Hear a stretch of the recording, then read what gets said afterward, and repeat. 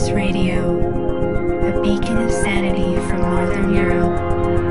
RedEyesCreations.com. Good day, my friends and fellow seekers from around the globe. I'm Henrik Palmgren, and this is Red Eyes Radio, the program dedicated to many of the subjects that have been largely forgotten, neglected, or flat out censored.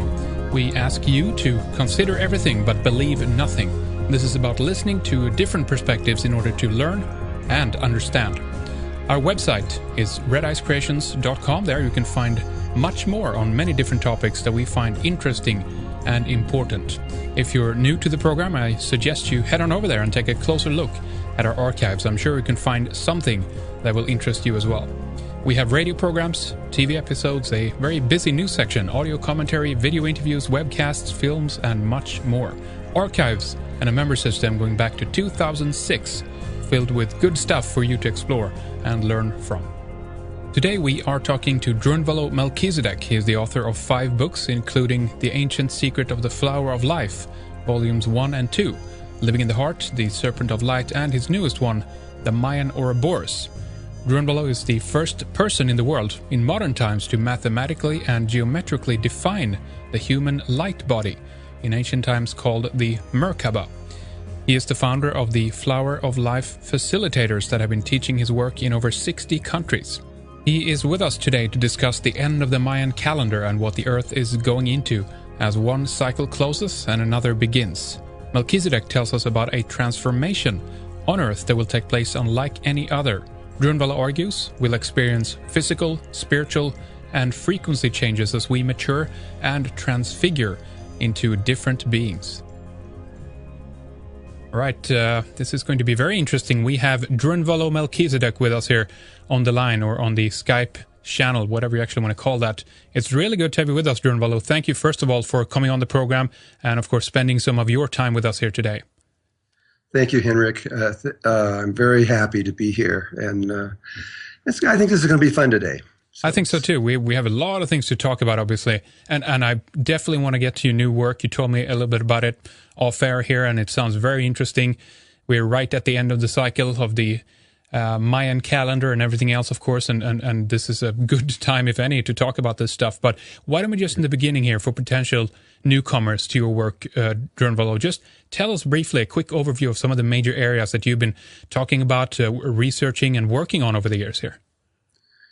Well, I've been teaching now for a little less than 30 years, I guess 28, 29 years, and I've been through a lot of different areas. However, it has always been consistently in the direction of consciousness itself, even though sometimes I may get into other kinds of things like free energy or science in some way or something else. Mostly, it's constantly leading us toward higher consciousness. And that is the focus of my life for sure. Absolutely. And so what are some of the indications for this? We're obviously in a very interesting period, and we're going to get deeper into this. But how do you see this from your perspective? How we are evolving, how potentially even the planet are evolving, and how does this manifest itself if we're moving deeper and deeper or into a greater form of consciousness, Drunvalo? Well, to put it all into perspective, and you look at the precession of the equinoxes, which is a wobble in the Earth's axis. It takes science thinks it takes 25,771 years for that to go around once. The Mayans say no, it's 25,625 years. They're off by about 142 years or something. And it is that cycle that is what everything is about. What the whole Earth is leading into. There is a whole paradigm behind that is huge, and that has been talked about since the Vedas 6,000 years ago, and still deeply into Hinduism and Tibetan Buddhism. It is behind everything they're saying. It is the focus, because according to them, this cycle, you divide it in half, and so it's really about 12,000 something years each way, and we have just come around the last half. And on December 21st, 2012, at 11:11 p.m. at Chichen Itza in Yucatan, Mexico, the sun, the Earth, and the center of the galaxy line up in a straight line. Now, that just might say, well, it's like an eclipse or something. But it is, from their points of view and from the Mayan point of view and the tribes that work with them, it's way much more than that. For one thing, for the last 12,000 something years, the cycle has been male, and it has been male dominated. And starting on December 22nd, 2012, the cycle switched to female. And the females will basically begin to control the world, just as the males have for the last 12,000 years. They will take over everything. They will take over the governments. They will take over the religions. They'll take over everything. This is what the Mayans are saying anyway, because that's just what happens when this happens. And then in 12,000 years from now, they will get all convoluted and kind of crazy like the males are now. And the males will take over again, and coming down the dark side, they will protect us as we go into there again. So this cycle's been going on forever. That feels like a pretty, well, it's a long cycle, it's a long period, but it seems like, if we can put it in context, half of the game, the other team holds the ball, so to speak, and then for the other cycle, the other team, this seems to be kind of pretty evenly distributed, if I put it that way. It is perfectly evenly distributed, but what happens is eventually, like the males will come down the last 2,000 years. They've been getting more and more weirded out, and at this point, all we're doing is just having wars all over the world and going crazy. And that's what happens every time, according to the Mayans. They've got it written in their predictions long time ago that this is what's going to happen right now, and it's exactly what's happening. But they see that the world has looked at their prophecy and only seen the part that they talked about toward the male side, which is from there they see what always happens is that all the male institutions and everything that they have created dissolves away. And so from their point of view, the governments and everything dissolve away, and a whole new way of perceiving the reality appears, which is purely female. And this is what takes over, and this is what keeps the balance as we evolve over time. And so there's a lot of things that they have in their predictions, but they haven't talked about them. Mm-hmm. They've kept it quiet, and mostly because it's so outrageous. Part of it is outrageous. I mean, they're talking about the Mayans predict there'll be a pole shift, a physical pole shift in the next few days. Really, before January 1st, 2016. And so in the next just very short amount of time, they're saying there will be a pole shift. Now, can we just start to interrupt briefly, just clarify that magnetic or a polar flip, a physical? Well, the magnetic poles are predicted by present-day scientists right now, that they're going to reverse themselves, that the South is going to become the North is going to become the South. Right. If you go to the South Pole right now, what's going on there is insane. There are holes being formed all over the area where the lines, just so the audience understands, that the magnetic lines come out of the South Pole, then they wrap around and come into the North Pole. There's a great deal of scientific debate on exactly what happens with that, and that's another subject. But the lines coming out of the South Pole, there are these holes forming, and in these holes, the lines are going out into space like they're going to wrap around, and then they're turning and coming back and going right back inside the Earth. These holes are getting more prolific, and they're getting bigger and bigger. And the scientists went on, they did a NOVA program in 2003, which described all of this information, so the audience can buy this and listen to it. These are the scientists of the world talking about what's going on. The magnetic poles are getting weaker and weaker and weaker. They've been getting weaker for 2,000 years. They've been getting weaker a lot over the last 500 years. And in the last 45 years, they've really been getting weak. So weak that all of the aeronautical maps for landing airplanes around the world had to be changed because the North Pole isn't there anymore. Not the magnetic north is not where it should be. It's heading towards Russia with a, what is it now? I forget the number all the time, but there is in X amounts of miles per year or something like that. It's heading towards that. It depends on who you talk to. Yeah. But generally, right now, it's about 40 miles a year, and it's entered into Siberia. It's on land right now in Siberia. Mm-hmm. And some people, Drunvalo, said that this is also one of the reasons why we've seen fish dying, whales beaching, birds flying, since they navigate according to the magnetic field.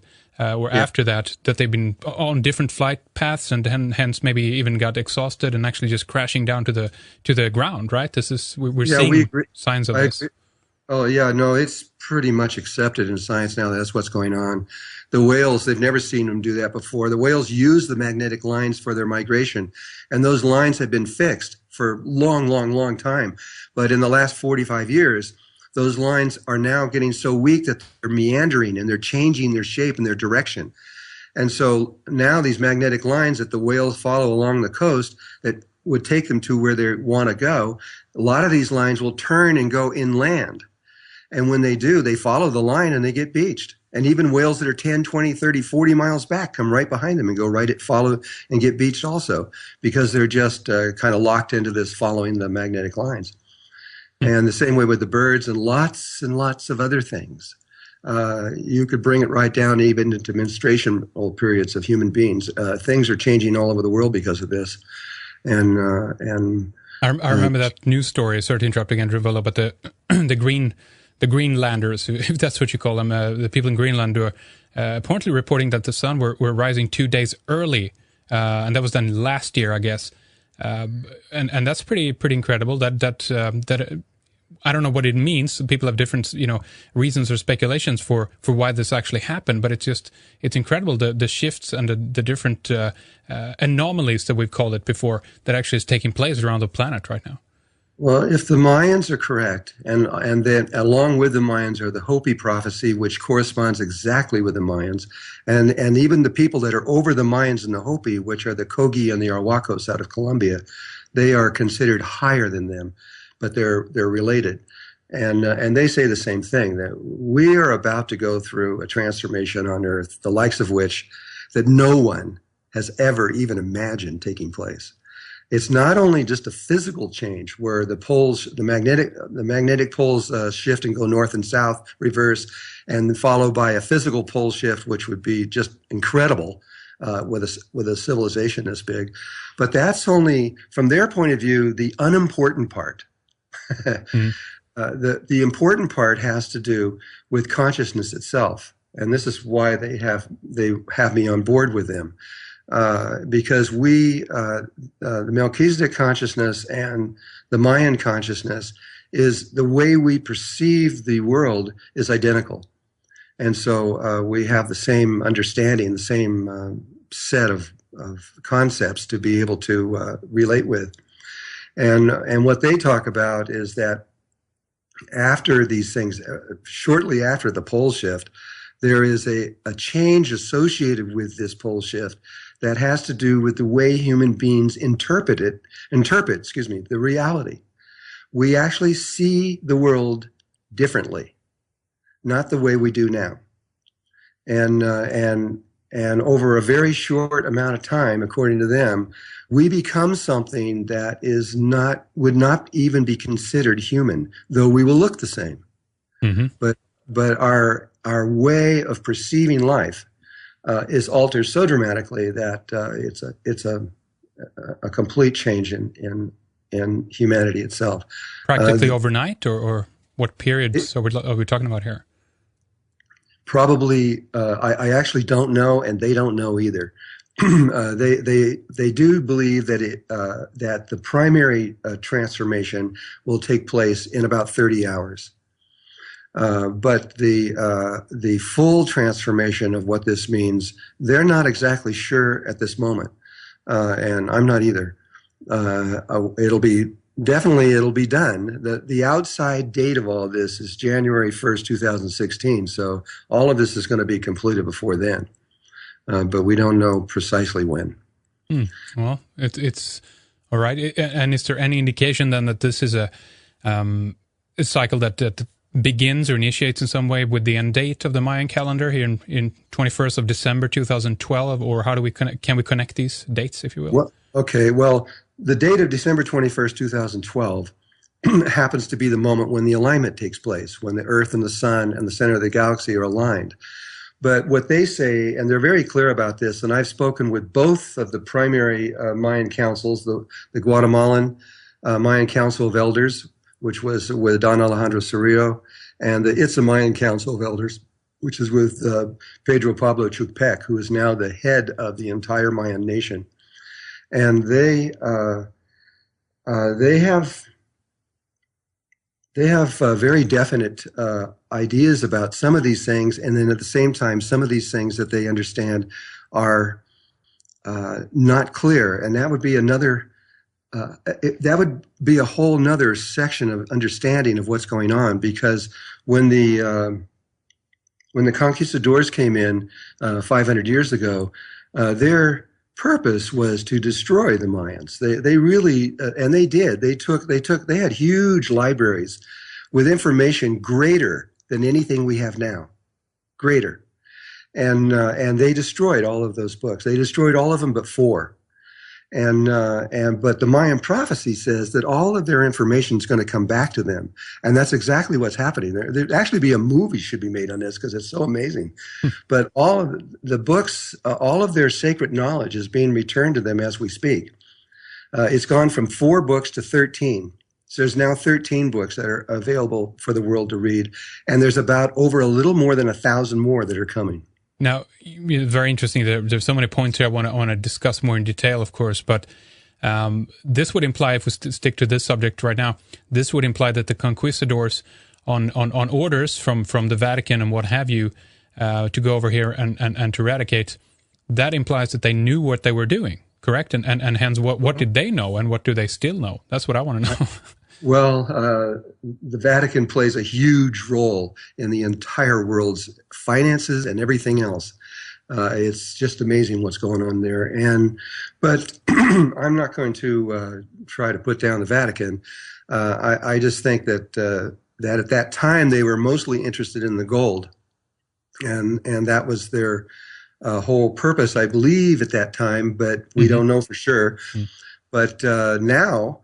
In modern day times, I think that they do understand the implications of what Mayan science means. And because the reason I'm saying that is that they were so concerned about the Mayans having a chance to be able to speak to the world. We had something set up through Unify Earth, which is going to create it'll be the largest global networking event ever in history if it takes place. They expect 2.5 billion people to be watching at the same time. And all this was set up exactly for December 21st, 2012.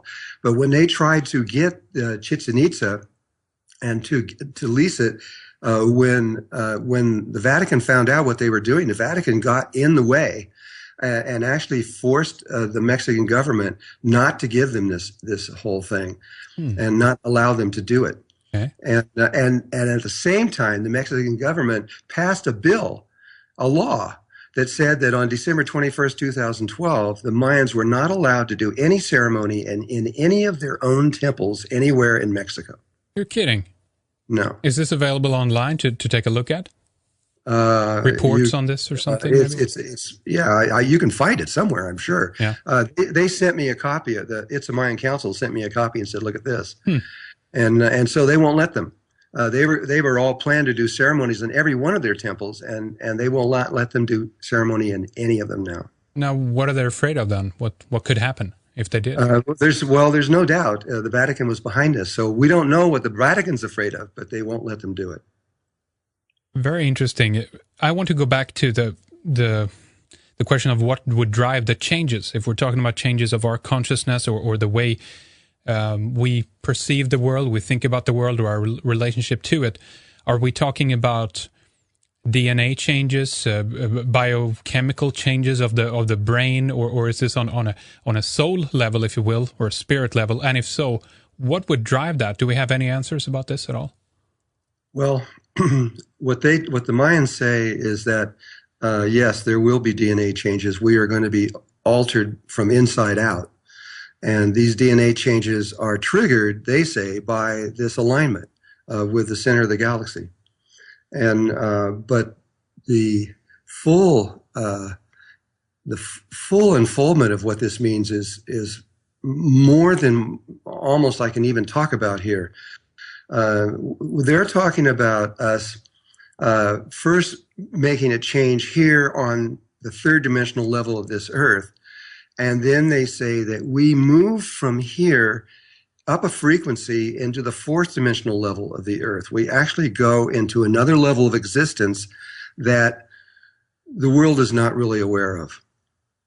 And from there, our bodies begin to change, and we grow. We become a lot bigger. Females get to be 10 to 12 feet high, and males become 14 to 16 feet high with these huge brains. And we transform ourselves. And they said it takes about a 2-year period for our body actually goes through metamorphosis. I mean, this is why they never talked about these things, because the world would just say, you're crazy. This could not possibly be. But you got to understand, their science is far more accurate than anything that we have on Earth right now today. Their calendar is more precise than all of our computers in the world can create. And they don't know how they did it, but it is. It still is. Even after they've made all the adjustments in the year 2000, they made all these adjustments on time and everything's like that, and they still can't get as accurate as the Mayans have. The Mayans have connections with other levels of existence that we don't understand at all. We don't even know where they came from. We don't even know how they got where they are. If you ask any of the Mayans, if you ask any of the Hopi, and if you ask any of the Akogi or Wakos and say, where did you come from? They said the last place we came from was from Atlantis. All of them do. And they've said this to me personally. And they talk about Atlantis and what happened there.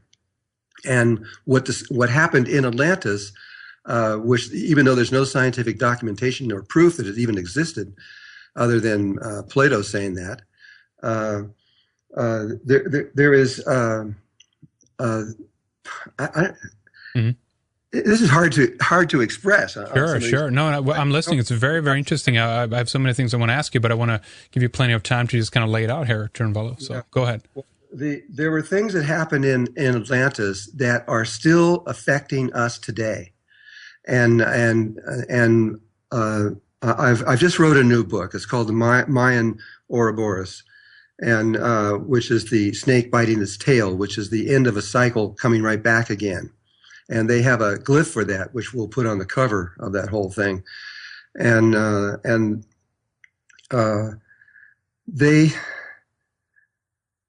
they have incredible beliefs around our world that we don't have at all. And yet at the same time, their science is so accurate, so perfect in so many ways that we don't believe them. We don't really think that they have. Like I said, we don't even know where they came from. They say they came from the stars. Before Atlantis, they came from the stars. They know exactly where. They know how. They know when. And we just don't understand. It's like with the Hopi. What archaeologists say is that they came from Russia across the Bering Strait, came down through Alaska, Canada, and finally walked themselves into the Four Corners area of the United States and Arizona. But that isn't true. Grandfather Eric, who is the history keeper of that tribe, who is a friend of mine and has told me all of their history, and says that they came out of Guatemala. They said we don't know where they came from. We know exactly where we came from. We know every trail that we came here on. They were received in Palenque and stayed there for 800 years, and then moved by the Itza Council, and then moved up to where they are now. And so our history is just filled with errors, and so it's hard to talk about a history that nobody knows. It seems to have been lost and forgotten, obviously, and partially because of this. And this kind of ties in what I want to ask you about is We have a halfway point, as you said, in the cycle about 12,000 years ago or so. And many people, or 10,500 BC, 10,000 BC or so. A lot of indication seems to point out that there was a cataclysm on the planet at that stage as well. Major catastrophe. Yes. For all we know, this could actually be the period when, and if there was such an island as Atlantis or continent, city, country, what have you, actually went under. Now, does that also mean then that when we're in these shift points, as you said before, they just, for some reason, this is also means a planetary purge, almost a cleansing of the surface layer on the planet? Is that would you say that's correct? Or yes. Basically, what happened in Atlantis is there was a misuse of energy in a way that with a science that we're just learning about right now, and in the misuse of that, it split the dimensional levels apart on Earth and caused a catastrophe the likes of which we can't even hardly imagine right now. And the last 200 years of Atlantis was hell. People were filled with beings from other levels of existence. They were possessed. They were all sick and dying, and it was horrible. And there are levels of humankind that are higher than us. They were human, but they've gone beyond us, which people call the ascended masters. They are real, and they are really here. There's about 8,000 of them. And without them, we would have never made it. But they actually helped us solve a lot of those problems. And they've been trying to fix the problem that we've been under for just a little less than 13,000 years.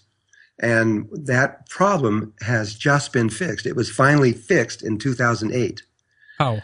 We don't know that, but I mean, there's so much that is secret going on in the world that it seems to be isn't talked about. Mm-hmm. But they had to. What science does know, but they don't talk about it to the world, is that in order for a consciousness to exist on an Earth, no matter what it is, human beings or bugs or deer or anything else, they have a very specific geometrical relationship to sacred geometry. And that relationship is put into an electromagnetic field that is geometrical in nature that stretches around the entire planet. And if there were just two bugs or two animals of some species, before they could actually exist and walk on the surface of the Earth, this electromagnetic grid has to be around the Earth first, and then when it is, then they come out and they can exist, and you can actually see by the shape of their body that it came from that particular grid. And there were 30 million of these grids around the world. There were 30 million species in the year 1900. We're down to about 14 million now. Over half of the world's species of life on this planet have died and they've gone extinct. And is that part of the natural cycle decline or human interruption or whatever you want to call it? Well, there's a huge debate on that, but I believe it's primarily human. Yeah. What has happened here that has caused these species to die. And in fact, if we continue down the road we're going, even United Nations declared that humans themselves are endangered. This is not going to stop unless we change something pretty dramatically. Sorry, go ahead. Let's finish that thought there. Well, no, I mean, that's pretty much it. Now, do you have any... have you heard anything about any kind of genetic manipulation, either of the human race? I mean, we can certainly go back far as Atlantis, or in between there, or that we in another way have been seeded, if you will, here. The rest of us. What any info on this? Okay, I'm coming from Melchizedek consciousness. I was actually sent here, and we are the first consciousness that came out of the creation. And our job is we just watch everything. We witness. And the watchers, yeah. We just watch and we record, and we do help planets and suns and galaxies that have a dimensional problem. And that's the problem with this planet right now, is we have a dimensional problem. We don't know how to go from the third to the fourth dimension, but we should know by now. But we don't, because of what happened on Atlantis. And so I just watch, and we have now presented to the world the exact information that they need to know, which they have forgotten. They just had bits and pieces of it here and there, and so now that that information is back into the DNA, there should be no problem for us to make this transition to the next level. But we're not the only ones. I mean, it isn't just the Mayans and the indigenous people and that are concerned about these issues. Look at what NASA just talked about a year ago, where they were predicting that the solar flares and the magnetic field was getting into such a position that the solar maximum of this solar cycle 24 that we're in right now, which will hit us in the spring of 2013, they're predicting a catastrophe on Earth at that time. Are you aware of this? Yeah, oh, for sure. We've done programs about it. We've been, maybe not warning about it, but we've been talking about it for a long time now. Definitely, we have. We've been watching the activity of the sun for a long time. And it seems definitely to be on the rise. And there's been some speculation back and forth that it hasn't kicked up as quickly as they thought, what have you. But as we know, Drunvalo, when it comes to the sun and the eruptions, it could go extremely fast. And again, from historical point of view, historical records, again, going back to 10,500 BC or so, there seems to be evidence that whatever happened actually involved the sun as well. So, Sun is always the key to everything. All life on Earth came from the sun.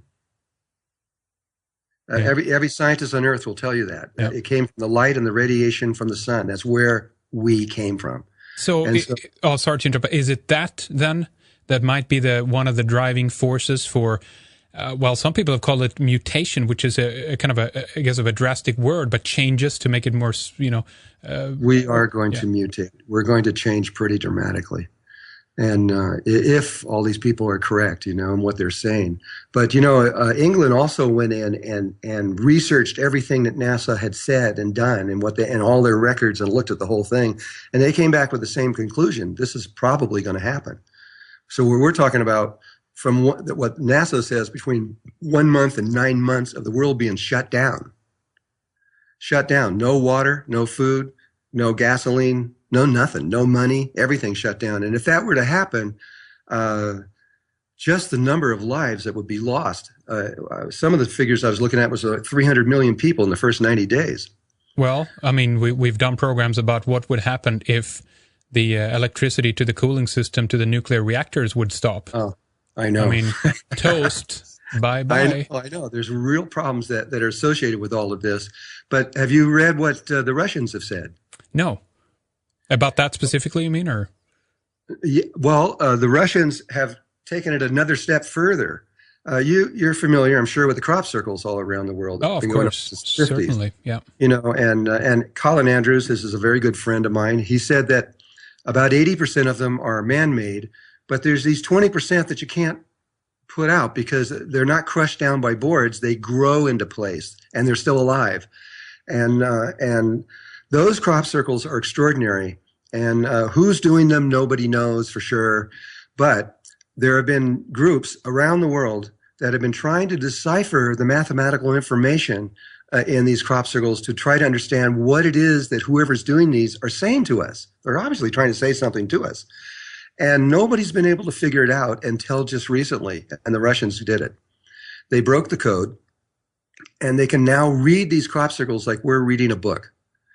And so can you give us a few examples? I mean, one example that I'm aware of is a few years ago where there were patterns, indentations, if you will, standing crop, lying down crop, and this was basically interpreted as 1 and 0, and then they translated that into ASCII code and actually just printed it out on a computer, and it was actually a coherent sentence, about bearers of false gifts or something. I don't remember the whole story, but it's pretty interesting. It's online. They all break down into words and things that they're talking about. Mm-hmm. And who is spearheading this is Dr. Marina Popovich, PhD. She is a cosmonaut. And she's walked on the moon, and she's 86 years old. She's highly, highly respected in Russia, along with about 5 other Russian scientists that did this work. She put this work out, I think, in August of 2011, and she wrote a book also on this, along with 2 or 3 other Russian scientists that were co-authoring it. And now today, there's over 50 major Russian scientists that agree with her, and lots of scientists in the world agree with her, based on what is being said. Well, what they're saying is, in a nutshell, is they're telling us that very quickly, very soon, any minute now, there's going to be 8 catastrophes on the Earth, 8 of them in a row, one right after another. And the first one they're describing sounds like the one that NASA's talking about, where all the computer systems are blown out, are erased. The memory is erased, which erases all the memory of all the computers in the world, all our personal computers as well, except for those that are in really good Faraday cages, of course. And so let me see, where was I going with that? Well, I want to hear a little bit more about that. She authored a book called Letters of Extraterrestrial Civilizations, The Last Warning. That's the book, but she put out a science paper describing all of that. Mm-hmm. In condensing it down into a thing. So she says that there's 8 of these. She says, we will survive the first one.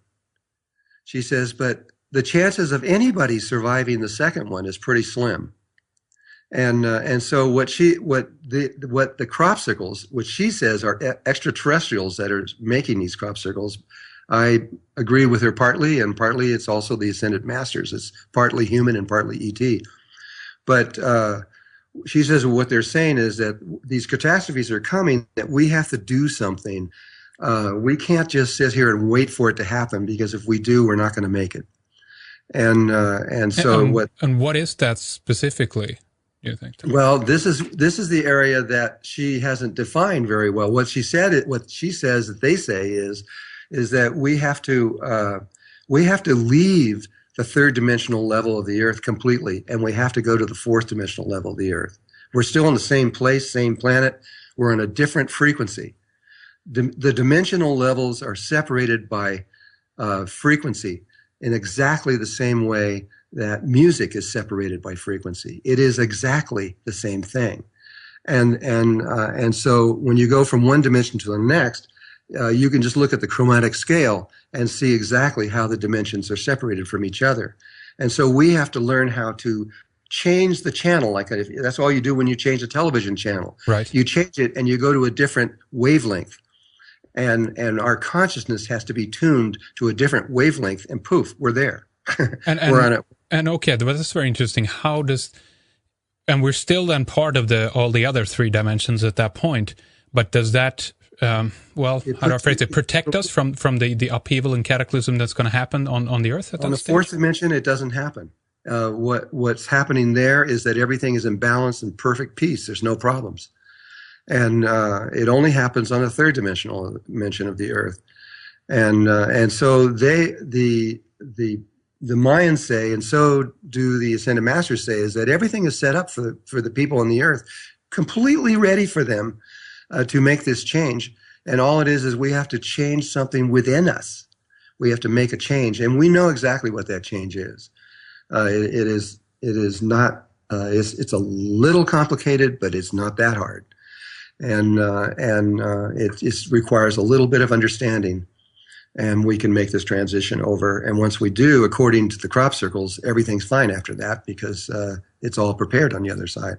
Now, we've talked with others as well on the program about, there's different words for it, New Earth, and that there's we're basically looking at a situation where people could be walking side by side, still physically on the planet, but because of their consciousness, because they're actually in such a different place, it's almost like they don't see each other, and what affects one does not affect the other. Is that the same principle we're talking about here, that those who might be stuck, if you will, in the 3rd might still be... go ahead, Drunvalo. The 3rd dimension is almost all matter, very little energy.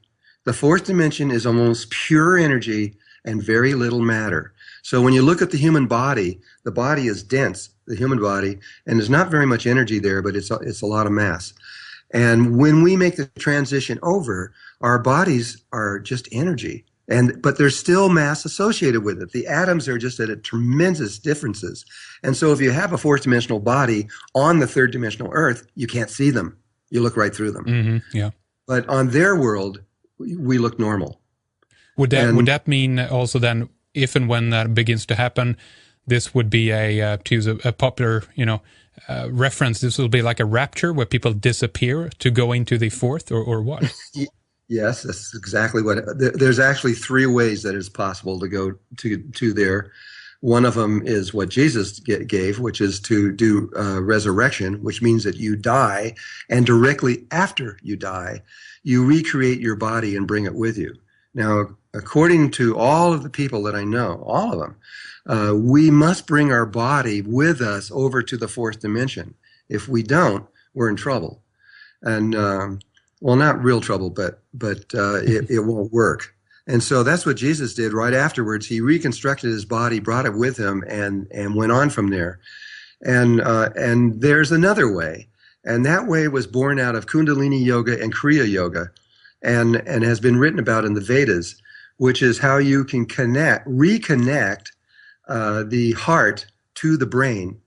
Through the tip of the tongue, on the roof of the mouth, and through very specific glands, and opening up the third eye, which creates these 8 beams of light that come out of your head that you can actually photograph, and produces a halo, which we have now scientifically documented. And from there, in that state of consciousness, while at that point you are living from your heart, not your brain, your ego dissolves. And it's a very ancient way of humankind being. It is the way we were prior to what happened in Atlantis, and that is if there are many people around the world. I have a school set up for that, but so do other people. I'm not the only one, and so in that school you can learn in 4 or 5 days everything you need to know, and learn how to do it. And it changes everything, though. Once you know that, just knowing that, you're not really human after that, because you then understand the structure and the infrastructure of the universe itself, which is completely different than the way science thinks it is and way humans think it is now. We are, based on higher consciousness, we are completely lost. We're not even close. I was going to ask earlier, isn't there just a pill you can take to go through all this? Obviously not. These are very, very vastly different teachings and practices you're talking about. I understand that. Is there? I don't want to talk more about that. I was going to say, okay, so share with us the secrets, and in a way you alluded to some of that, but. One more thing before we go on there. Animals, plants, other forms of consciousness, will they be affected by this, go through similar changes as well, or no, only human? But they know how innately. They don't have a problem. In fact, even human children that are under puberty, that have not reached puberty yet, they're not going to have a problem. They know exactly what to do. The only people that we have a problem with on the whole earth is adult human beings.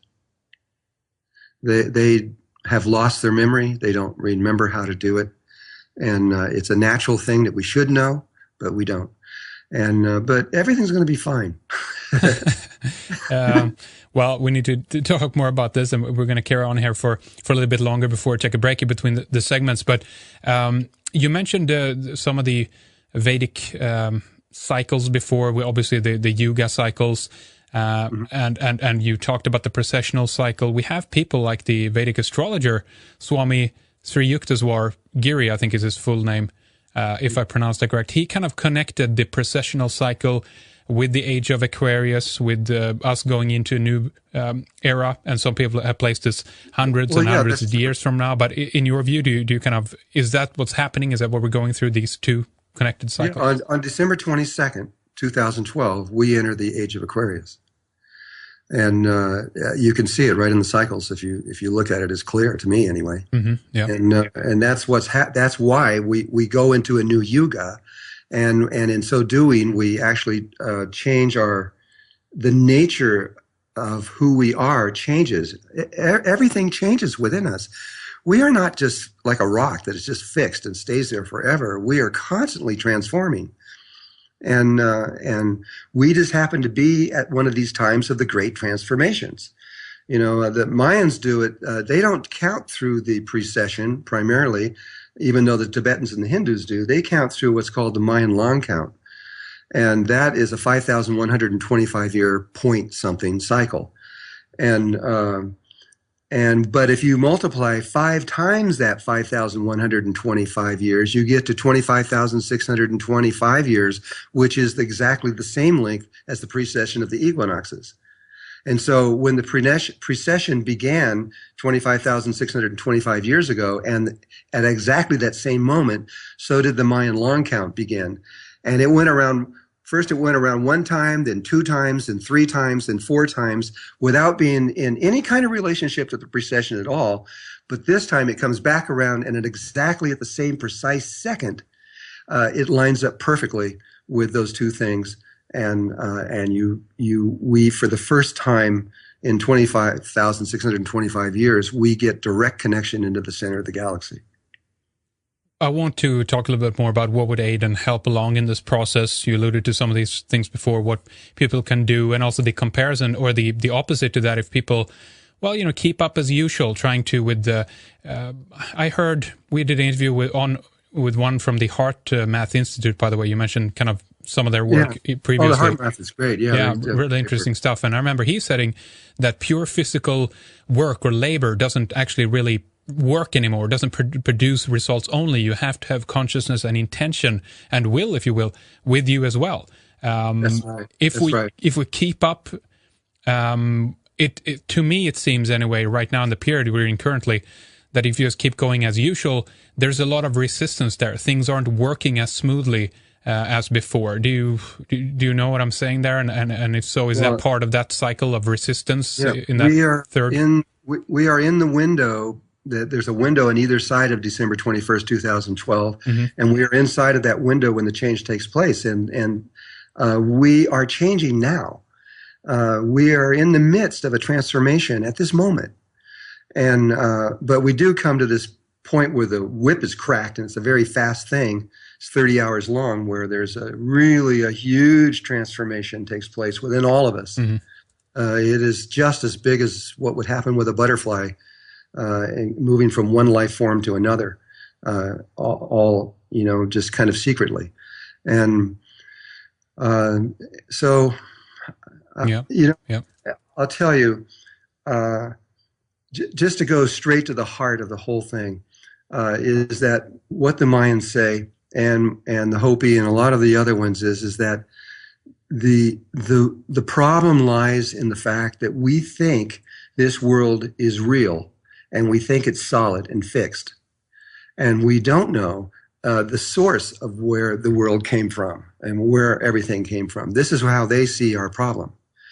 And we think that if we die, that this world just keeps right on going, and it doesn't have any effect on anything. One single being has no effect on anything.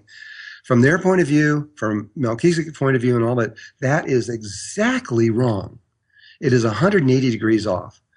The outer world is not at all what we think it is, if these guys are right. It isn't. This is why we're not even close. What it actually is, it is made only of consciousness and nothing else. It isn't actually there. It is only there within our being.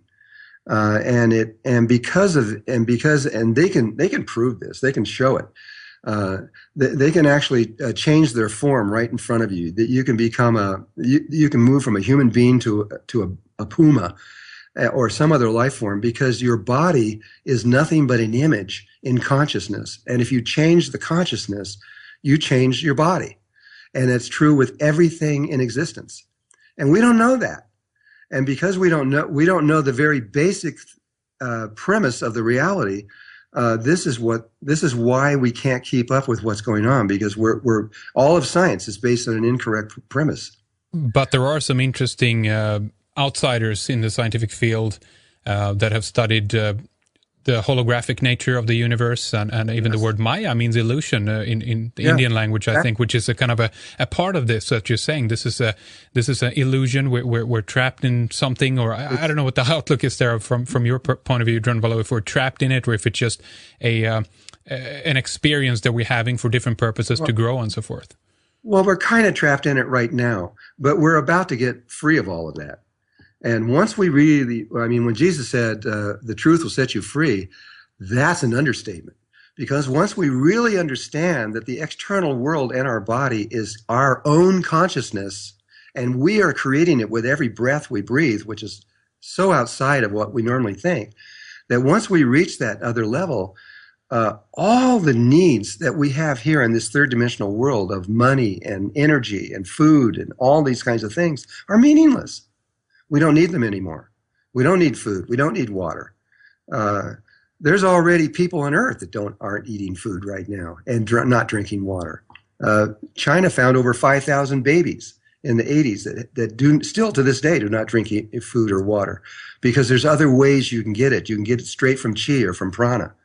And you can actually see through the geometry exactly how that works. It isn't even a mystery. Does that mean that there's a new? You talked about a geometrical pattern, if you will, that goes in that goes along with whatever life force is on the planet. Is there any evidence that there's new patterns created or here right now at this stage? No, well, I don't think so. I think that life has just about exhausted all possibilities. It's the old saying, "There's nothing new under the sun." And when it comes to geometry, I think we know it. Right.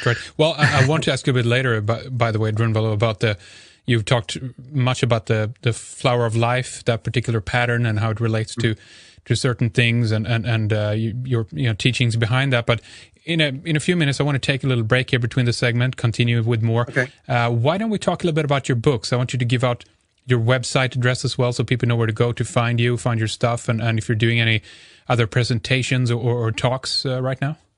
Okay. Well, the book is called The Mayan Ouroboros. It is not out yet. I just went to the publisher about 3 days ago, and they're going to put it on Amazon and iTunes, I think, first, because it takes long just to get it out, because it's tied to December 21st, 2012. So they're trying to move as fast as possible.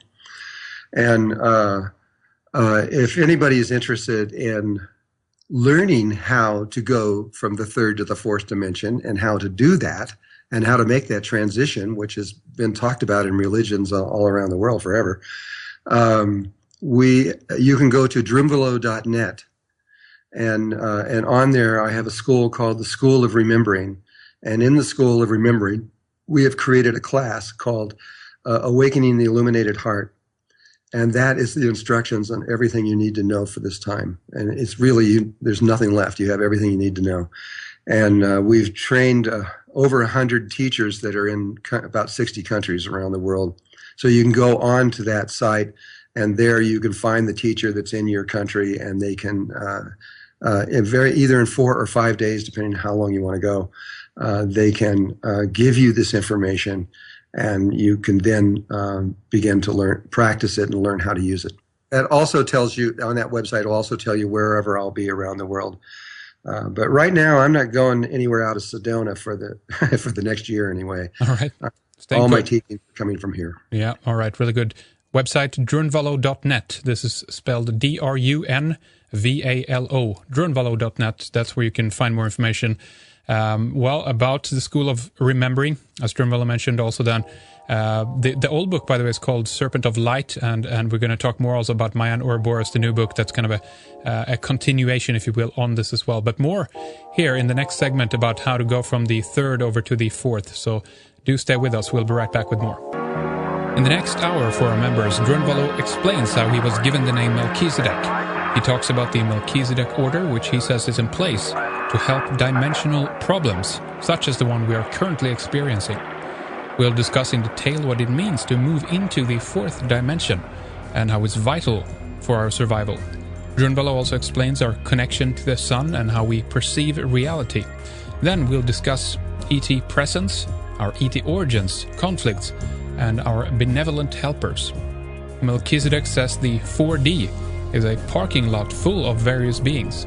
Also, he discusses how temporal interference is being used by our governments and other groups to alter the timeline. Later, Drunvalo tells us how, within the Merkaba, there is a blueprint of all life, all laws of physics and sacred geometry. At the end, he gives us a timeline of events that will occur provided that the Mayan and Hopi prophecies indeed are accurate.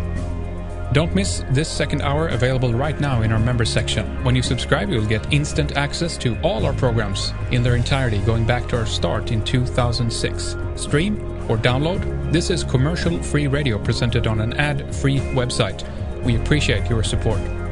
Next on Red Ice Radio, we have Janice Barcelo, Daniel Pinchbeck, Bryce Sable, our Olympics special with various guests. Then Courtney Brown, Jan Irvin, Duncan Worley, Christer Johansson, Joseph Atwill with Fritz Heed, and many, many more will be with us.